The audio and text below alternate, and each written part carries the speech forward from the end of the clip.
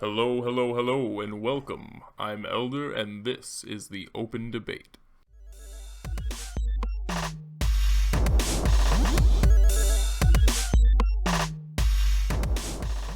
Okay, so today I'm going to speak about the forbidden topic, Islam. Why is everyone so afraid to talk about it?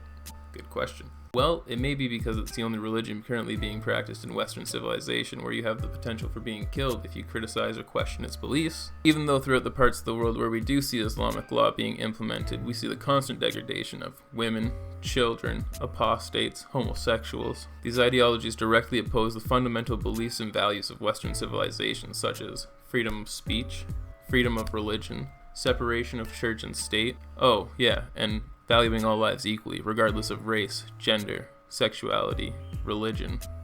How is questioning a belief system that regards a man who married a 6-year-old and had sex with her at 9 a prophet, a bad thing?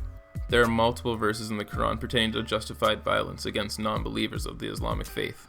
Here's a few for example. Quran chapter 3 verse 151. We will throw terror into the hearts of those who disbelieve, because they attribute Allah partners for which he revealed no sanctions. Their lodging is the fire. Miserable is the lodging of the evildoer.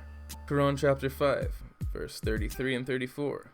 The punishment for those who fight Allah and his messengers and strive to spread corruption on its earth is that they be killed or crucified, or have their hands and feet cut off on opposite sides, or banished from the land. That is to disgrace them in this life, and in their hereafter they will have a terrible punishment. Accept those who repent before you apprehend them, so know that Allah is merciful and forgiving. Quran chapter 2, verse 244. Fight in the cause of Allah and know that Allah is hearing and knowing. Quran chapter 8, verse 39. Fight them until there is no more persecution and religion becomes exclusively for Allah. But if they desist, Allah is seeing you. I want to make this very clear. I do not think that all Muslims are bad, or that there's no such thing as a progressive or moderate Muslim.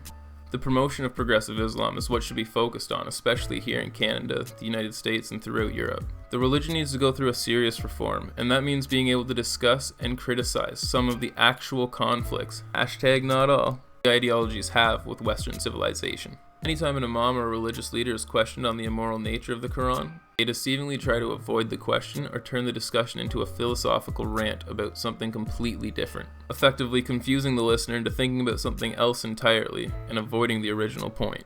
So I initially set out researching Islam because I've always been interested in religion and I've had a few friends that were Muslim, so I figured, hey, why not for me? Needless to say, no, it wasn't. Anybody with a set of Western values in their bones and some common sense in their head can see it's a completely flawed religion. Like I said, it definitely needs to go through a reformation. As it stands right now, criticizing Islam under Sharia law is punishable by death. And even if it was just beating, would you be okay with that? As much as it can be said that they're not real Muslims, ISIS is what happens when you follow the Quran word for word.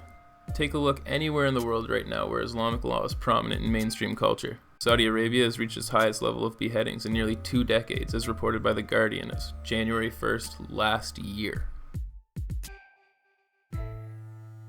Or Malaysia, where FGM rates are currently sitting at 93%.